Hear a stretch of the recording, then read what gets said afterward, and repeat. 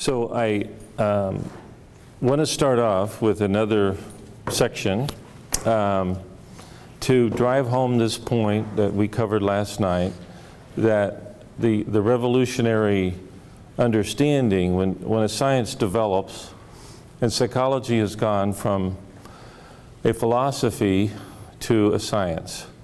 And when that happens, there's a lot of mythologies and misunderstandings and changes that drop off, and there are new relevant variables that appear, just like it happened for germ theory.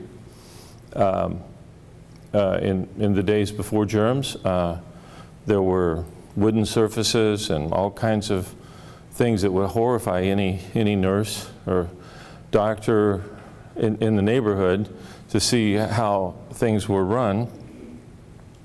It wasn't even, by the way, William McKinley was a president at the turn of the 19th century, so 1800 to 1902 something, and he was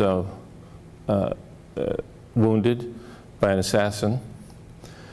And so this was just not that, 115 years ago, maybe that's a long time, but not that long ago.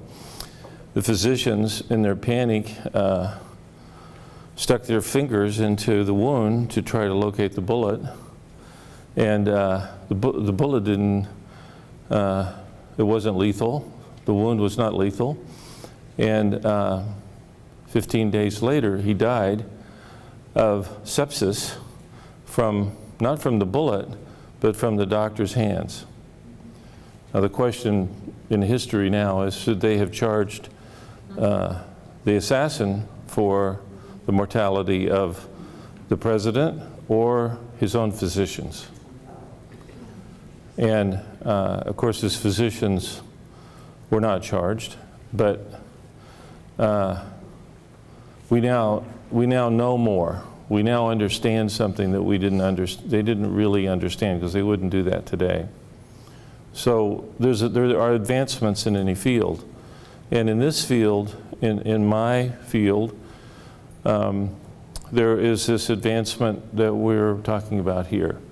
A lot of people ask me questions, well, is this related to family systems theory or cognitive theory? And I said, no, it's not. It's really a new paradigm. Those are really what we might call pre-germ comprehensions of researching dynamics and feelings and where do they arise and how did they get started, and looking into the details and the dimensions of what causes people to have distress.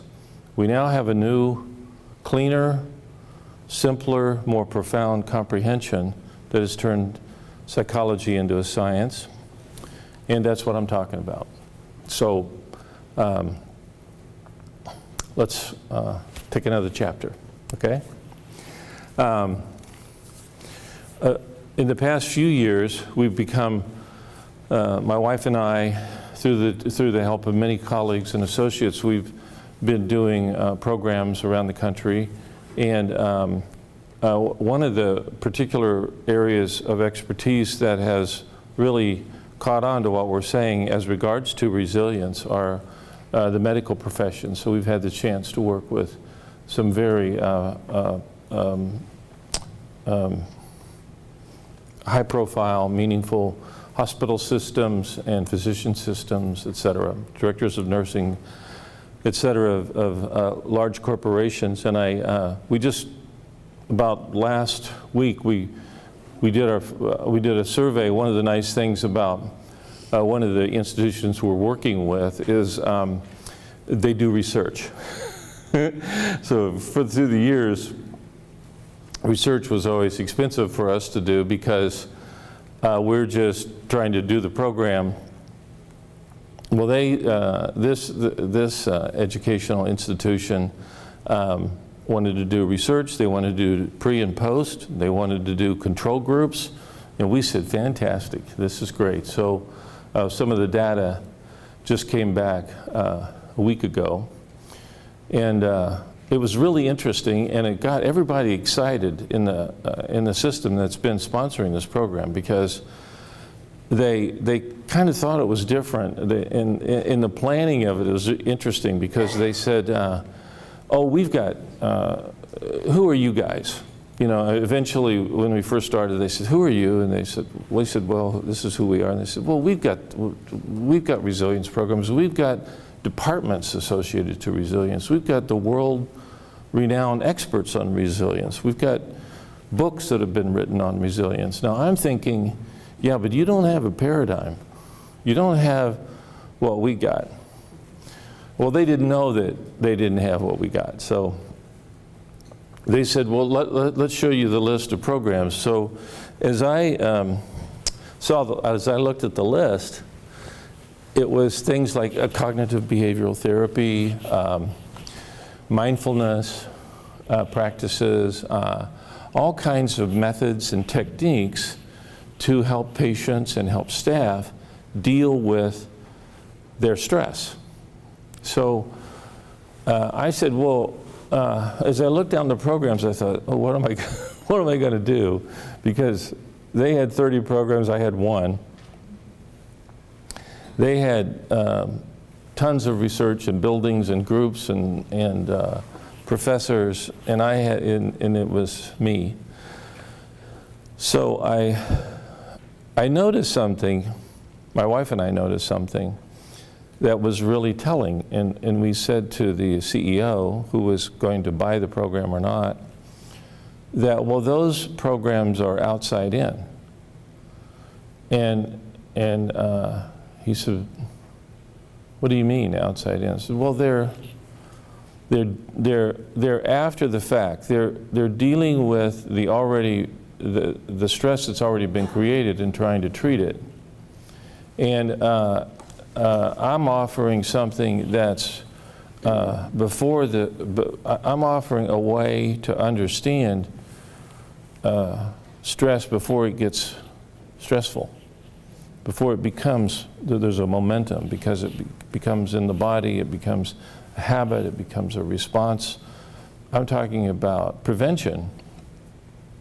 And if you can teach your physicians and your nurses about prevention, then they'll drop the stress before it gets a momentum that they need resilience to deal with it. So all of your resilience programs are really too late. And because of that, they'll never be as effective as what we're offering. And I offer you the challenge to research our program and put your best programs against what we're offering, and you see what you think. And he said, well, now, wait a minute. What's the technique that you're talking about that they'll need? There's some technique, you know. And I said, well, that's what's interesting. There is no technique. He says, there's no technique. I said, yeah, because if there's a technique, you don't have a paradigm. A paradigm in and of itself warrants the health that ensues. There's no technique necessary, because it's understood by the organism, by the person, where their feelings are coming from, moment to moment to moment. And they drop the thoughts before they become chronic, before they set in to be feeling systems and problems. They drop they have the thoughts. They're going to have negative thoughts, and they're going to have stressful thoughts, but they're not going to make a religion out of them. Once you make a religion out of them, you need a technique to alleviate the religion that you made out of the stressful thoughts in the first place. This goes before the momentum, and they drop it before, and they'll drop it way faster than any technique you could ever dream up to treat, because they're preventing their own stress as they're going throughout their day. Like, there's probably, who knows, I don't know how many times a day I get myself I dodge the bullet of difficulty and stress, moment to moment to moment, so much faster than I used to. It's hopeless to try to deal with techniques because it's a technique is necessary if you split thought from feeling. It's really utterly simple. If you have a feeling that doesn't look like thought, and we all do every day as we discussed last night, you need, it takes on a life of its own unnecessarily in your mind. And what life that takes on is judgment, a busy mind, distracted mind, maybe mild or moderate or even severe kind of sense of sadness or stress. You know, the old adage that most people live lives of quiet desperation. Well, that quiet desperation is thought. But it's detected through a feeling. And if a person knows that my quiet desperation, my upset, my bother, my judgment, you can feel all of those thoughts that you have. Your feelings are giving you a profound, moment-to-moment readout of what your thinking is doing. And it's happening to all of us all the time. So if you're getting feedback as you're going along as to what your thinking is doing, and you know that that feeling is your thinking, which it is, you'll drop it. But if it looks to you like somehow, some way that feeling makes sense to you, given your circumstances, or situation, your relationship, your health, your neighbor's dog barking, the traffic this morning on Herring Avenue, whatever you have, you'll legitimize your bad feeling or stressful feeling or negative feeling or positive feeling. It also works for positive feeling too. Don't forget, like we said last night, all feeling, all thought means all feeling. That we're saying all feeling is thought. So if you justify it and legitimize it, you will, and you'll put it out there. You've performed a little split. It's a simple little split. We've all done it a million times, where we say, have you ever said, she makes me really angry, he upsets me? I saw an article in the paper this morning, just for example. I feel sad about my thinning hair. I saw this in, okay?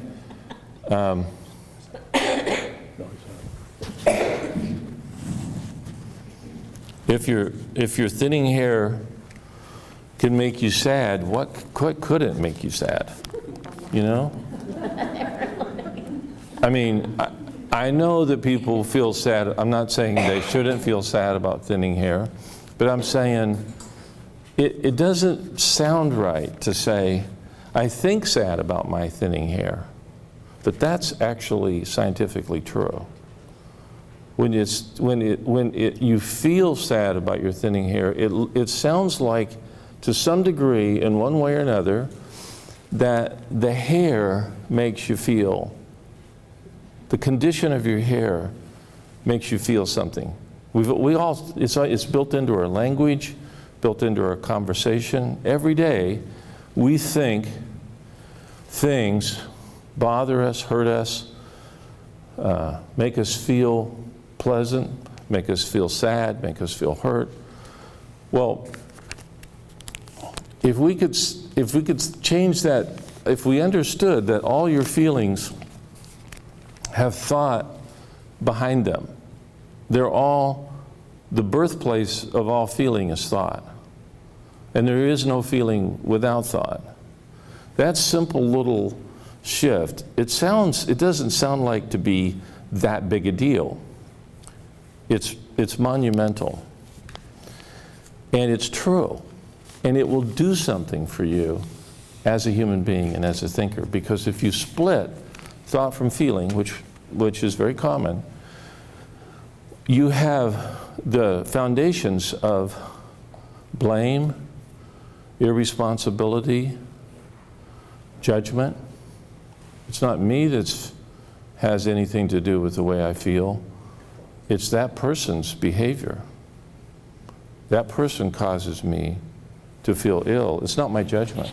I'm not a judgmental person. I talked to a person, like I said, a colleague the other night, and he said, well, I'm not the kind of man who gives excuses. And I was listening to him, and I said, well, he's a really good friend, he loves me dearly. And I said, could I say something? Because I think, in fact, I heard you just say something that I would say, no, you are a man who lives by excuses. And he said, really? I said, yeah, you just offered me 5 excuses why you don't listen to your wife. Well, he says, I want her to, my wife wanted to read him the implications, not applications, that are on your folder. She had one in particular. And they're a dear, dear friend. So she says, Stan, I'll read this to you. Or I shouldn't say his name. I'll read this to you. And Stan's not his real name, by the way. You'll love me for this. So she says, can I read this to you? He says, oh no, I don't want you to read stuff. I want you to just talk to me. Just say it straight up. Like, I don't like you reading things. She says, I want to read this. And so she read it, and it really helped him.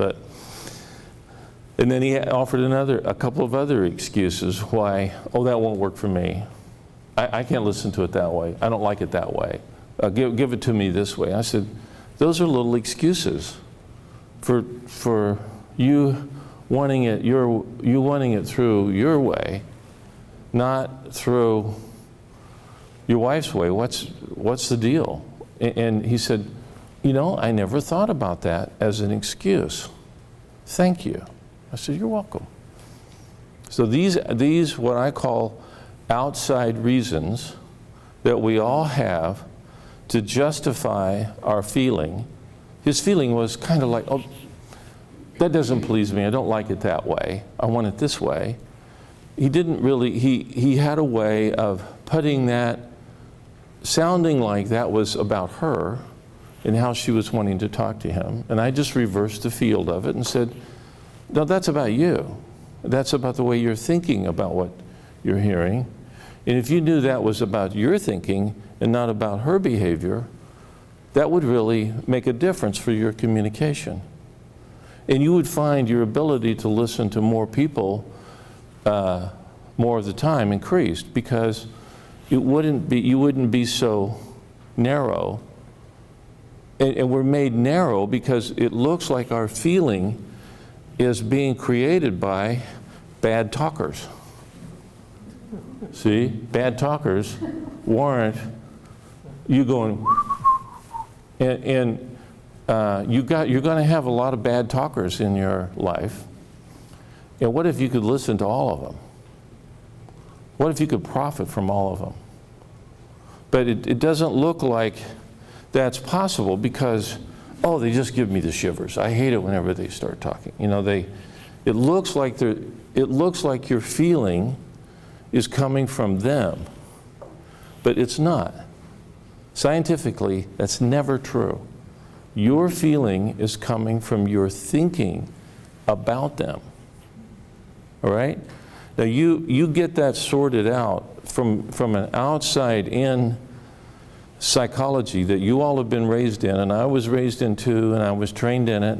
I was an expert in it. You come to me, I would listen to your outside reasons and offer you remedies and treatments for your outside-in misunderstandings. Now, I don't have to bother with that. I love my patients, and I care for them, and I listen to them dearly. And I'm actually more capable of loving them and connecting with them because I don't judge them, and I don't think my feelings are coming from them. Bless their hearts. And bless my wife's heart for not abandoning me all these years, because as I was coming up through graduate school,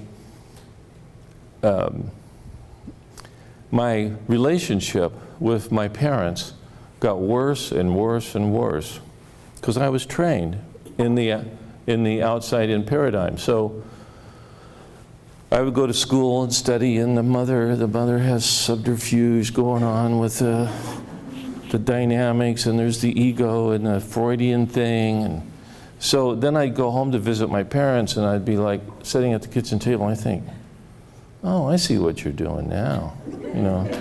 I didn't know this was going on, and my mother was such a devious person. So she had things going on that I was now hip to. So I got more educated, and I got more barriers between my mother and I, and my father and I.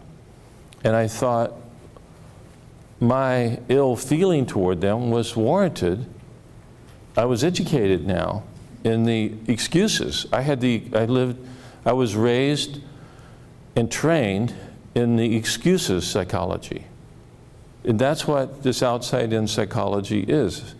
It's not excuses consciously, it's just we've believed to some degree, somehow, some way, that our feeling is not coming from our own thinking. That's really the answer to it.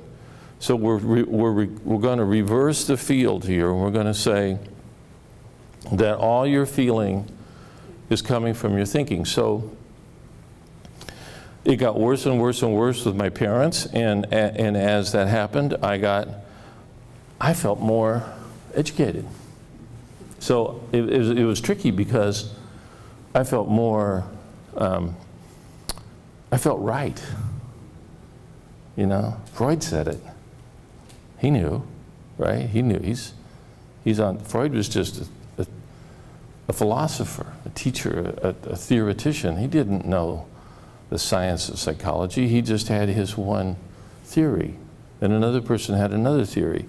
And there were 400 and some schools of theories of psychology, but none of them were based on a paradigm. William James, who started psychology, was known as the father of psychology. He said that he said psychology is in a pre-paradigm era, like physics before Galileo, or chemistry before Lavoisier. Lavoisier envisioned the elements, that the elements were not the Greek elements. There were 4 elements in the Greek theory. Lavoisier said, I don't think so. And he set about to dismiss each one of those. He says, the physical nature of chemistry is on another order, a deeper order.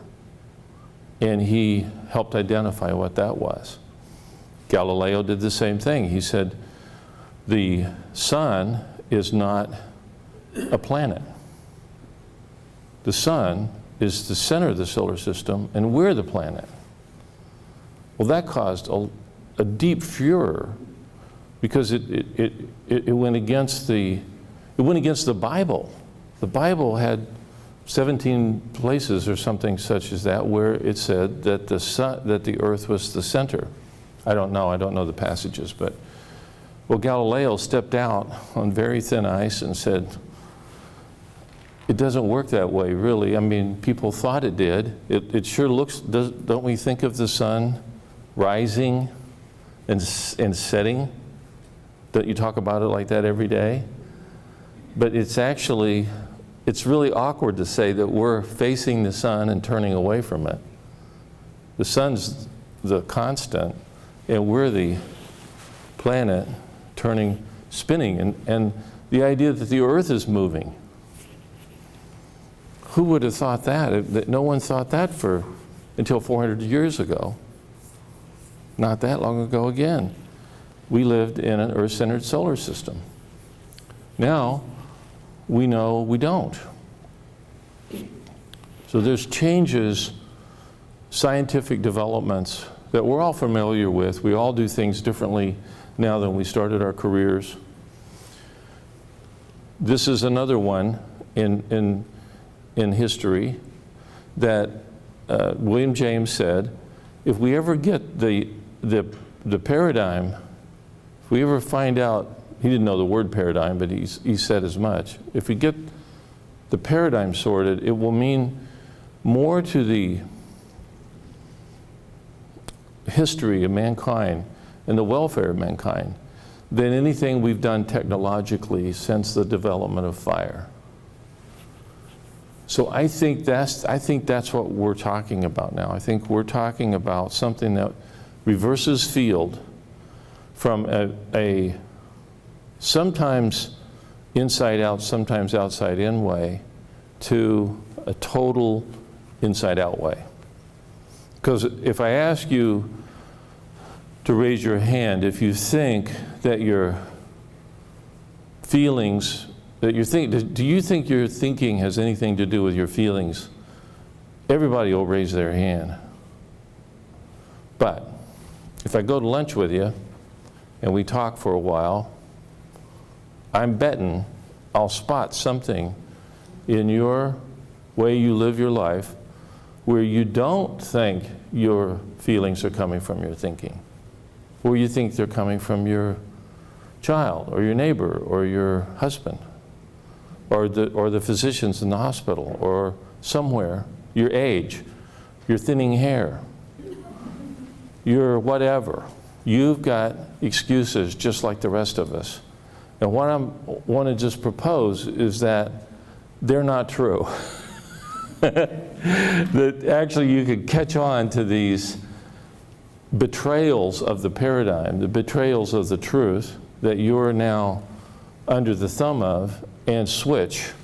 And if you switch, you're going to learn something that's really going to make a big difference for you. That's the transformational part I was talking about last night. So, for example, so this is some of the recent survey things that came back. We did a training with this hospital group. We've trained about 100 people now. And we did 2 days of training, 25 people in a class. We did pre and post testing. And we essentially, you know what happens when you split thought and feeling?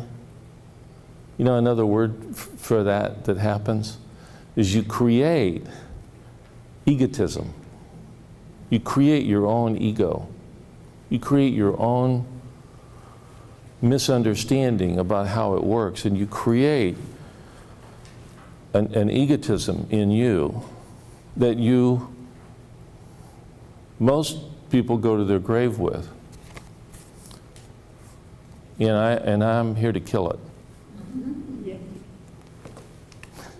You can't really kill the ego, but you can put it into suspended animation as you go along. If you just let it, it's just a misunderstanding. It's a misattribution of cause to them, it, that, to my thinking about them, it or that. You reverse that cause, your ego is going to diminish and your effectiveness is going to increase. So we taught this to this hospital group, and one of the first things that happened is they looked at, so imagine, can you see this in your imagination? I don't have this on a slide, but pre and post the class. 2 days of training, another half day of training 6 weeks later, and 3 coaching sessions, one-on-one with one of us. That's a pretty minimal type of intervention or program overall. I don't know how many hours that is, but a group class like this, maybe nearly half the size, maybe 60% the size, 2 days, then another half day, but 3 coaching sessions, and those were critical because it helped spot each person's outside-in thinking that they didn't know they had. 1 hour sessions, yeah. And this was the bare bones kind of program that we sold or they bought, and it got fantastic results. And it shocked them because we said, look, this is a paradigm, because they said, well, we've got 30 programs. And we said, well, there's just one thing going on, and you don't need to teach. All those programs are essentially, you know what they were like? They're like how to treat infection once you've infected the person with misunderstanding. Once the person is infected with misunderstanding, it was essentially like they're applying antiseptic, antibiotics, whatever, exercise or whatever. Well, we're saying, well, if you just had the paradigm right, it's a paradigm problem. It's not a stress problem. It's a paradigm problem. And if you get the paradigm straightened out, they'll do their own prevention. It'll teach them to prevent before it ever turns into anything they don't want. Because no one wants a life of compromise, stress, antagonism, judgmentalism, fear, doubt, jealousy, envy. All those things that plague us are all psychological problems that are coming to us through our ignorance of where our feelings are coming from in the moment. Believe it or not, that's the answer. Shocking, but true. So we taught this to this group, and we just got these results back. So I'll just mention a few of them because I think they're kind of interesting. Okay. So they asked, this is a response to the question, what impact has this learning experience had on your work? And when I pause, it's a different subject, so I'm just going to read 8 or 10 of these here. And this is just, we have other systems of measurement, standardized. We have, and one of the first things that came back was, I thought this was interesting, to the point about busting ego. It's like this paradigm is an ego buster. And ego is our problem. Ego is the misunderstanding that our feeling is not coming from our own thinking. And that's, ego is the enemy of resilience. If you have egotism, you can't have resilience. If you have resilience, you can't have egotism. So resilience is the insight that you see, and all of you have been resilient 1,000 times over, or 10 million times over. There have been things all throughout your life that you didn't believe could cause your feeling. Disappointment, rejection, judgment from others, et cetera, et cetera, et cetera, et cetera. Throughout our lives, we've all been resilient. You've been resilient 50 times today already. Because there are things that you didn't think. There are things that happened that you didn't make a religion out of. how it injured you, hurt you, discouraged you, dispirited you. Am I right? You see what I mean? But there are other things where, oh man, it's like a knife in the heart that they said that, you know? Maybe they've happened today, maybe tomorrow, maybe the next day, but there'll be things that come along that just throw you, and you're not resilient there. And where you're not resilient, it's a misunderstanding. It's a paradigm problem, because it looks like that feeling you're feeling is not coming from your thinking. It looks like it's coming directly from some other source. So you disempower yourself innocently. We all do. And that's what I call ego. So ego is the ignorance of where your feelings are coming from moment to moment to moment to moment, for all of us. And when that happens, it looks like there's a source of your feeling that's not your thinking. And you split this universal law, and when you split it, you make up an excuse. Now that's a really harsh way to say it. Don't go home and say, honey, you're just making excuses.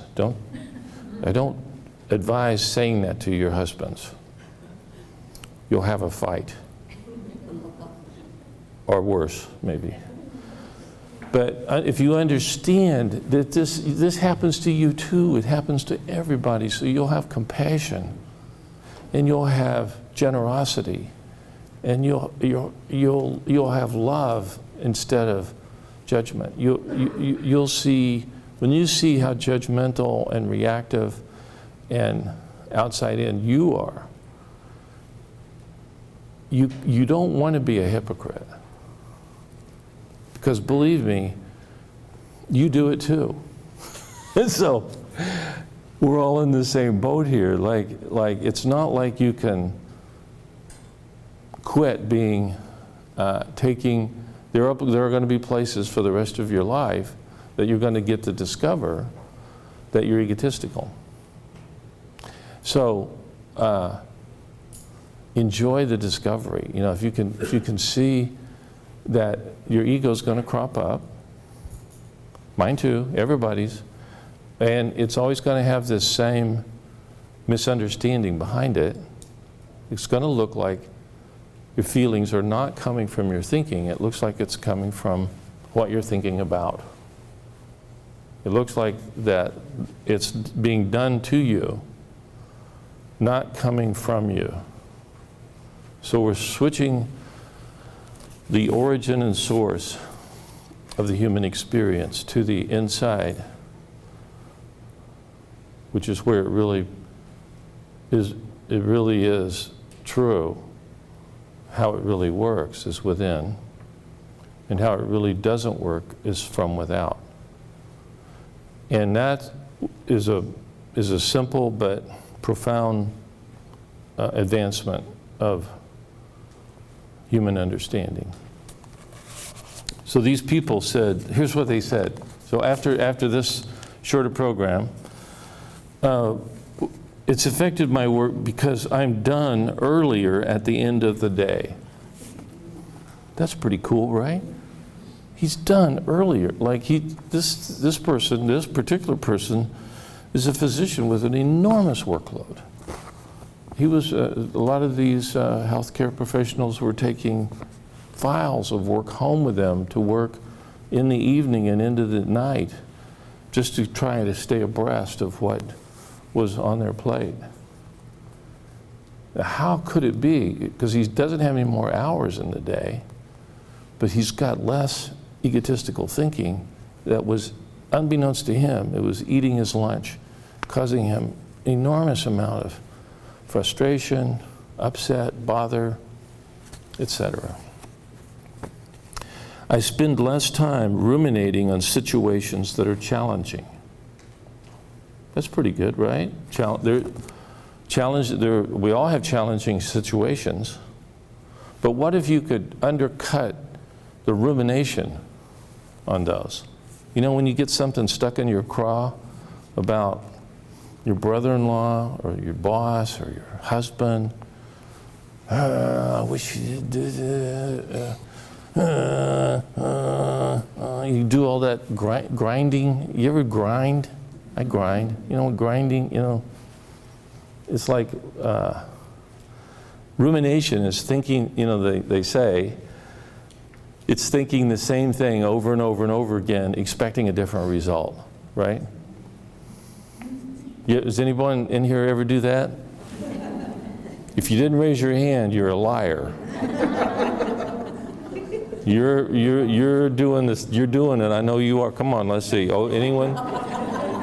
Okay. All right. Now we got some honest folks here now. So when you can see what's happening in rumination is you're obsessing and thinking about a problem, and it looks like the feeling of that problem is not coming from your thinking, it looks like it's coming from the problem. So you're problem-oriented and you're ruminating. And rumination is and you don't see it, you don't realize, wait a minute, I need a new thought here. You don't realize you need an insight. You don't need to think the same darn thing you've been thinking about 50,000 times already, wound up with the same feeling every time. Every time you get discouraged, dispirited, upset, bothered, judgmental.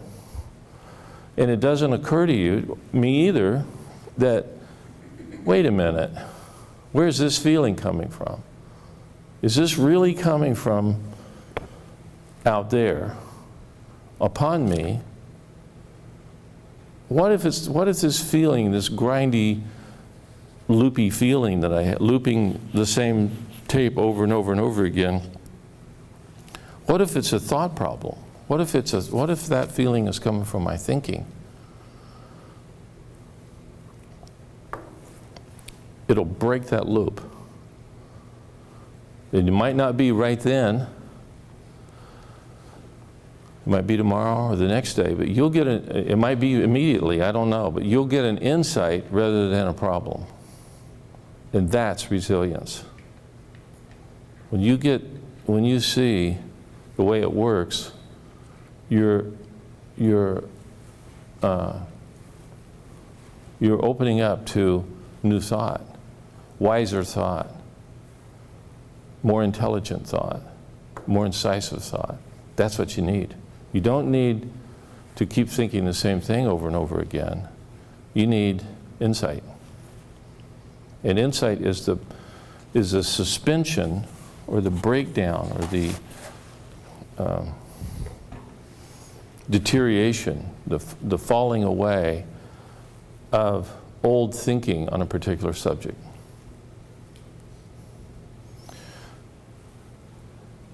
So, the CEO of this major hospital group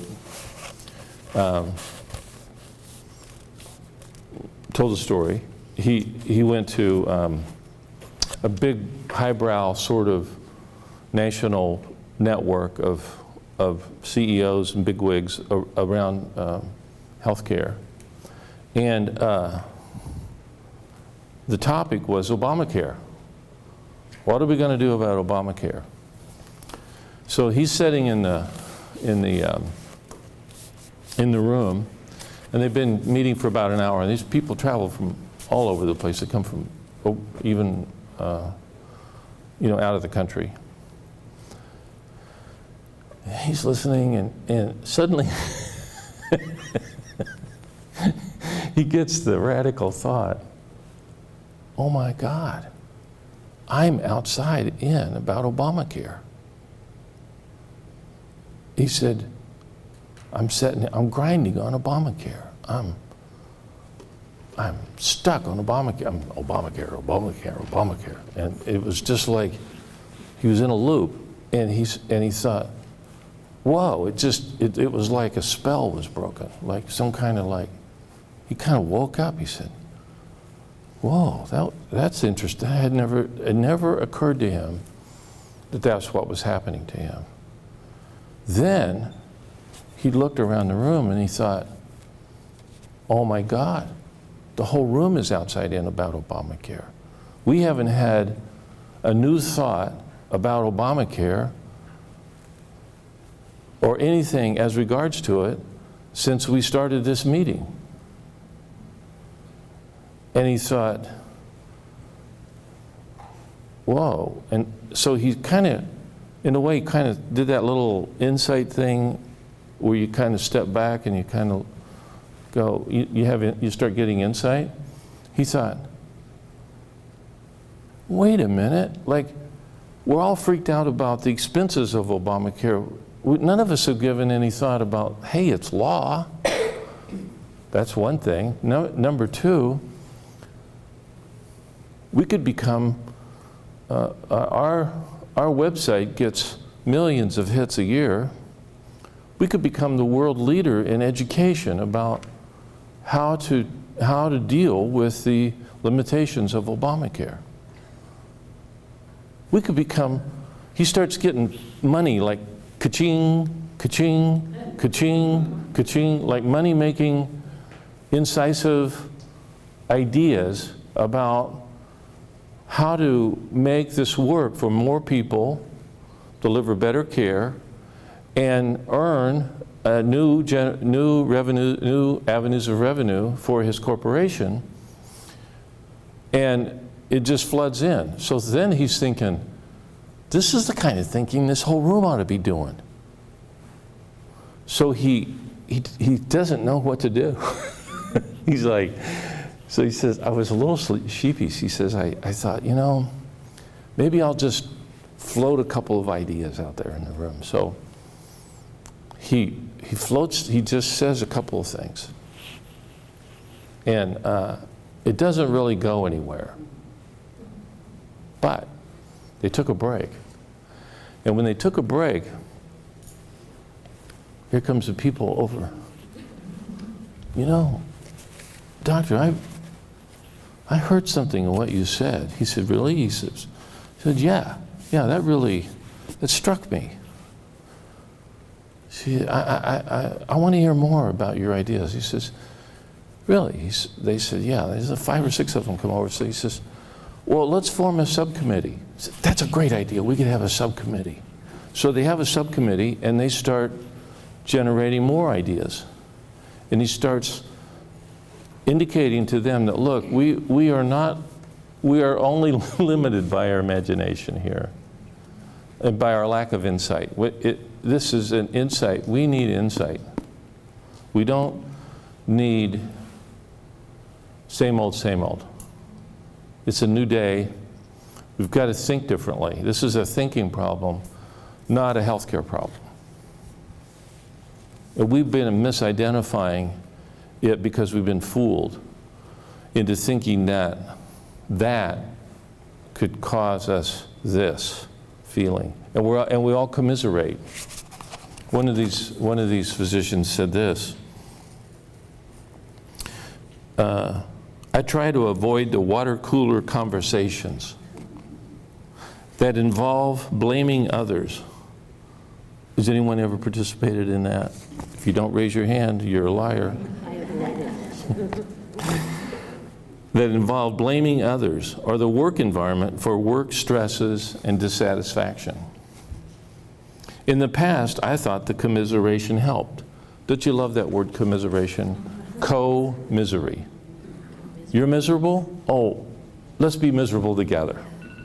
I'll be miserable with you if you'll be miserable with me.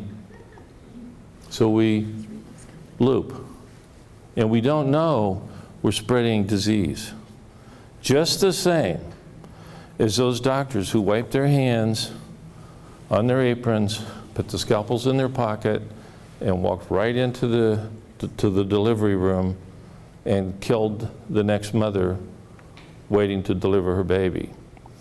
We don't see how we're spreading mental diseases. It's innocent. Those doctors would not do that once they knew what they were doing. But we won't be able to, there's places where we don't do that now, but there's places where we do. And we could raise our understanding, we could contribute less to the mental illnesses of ourselves and our fellow man, and more to the resilience.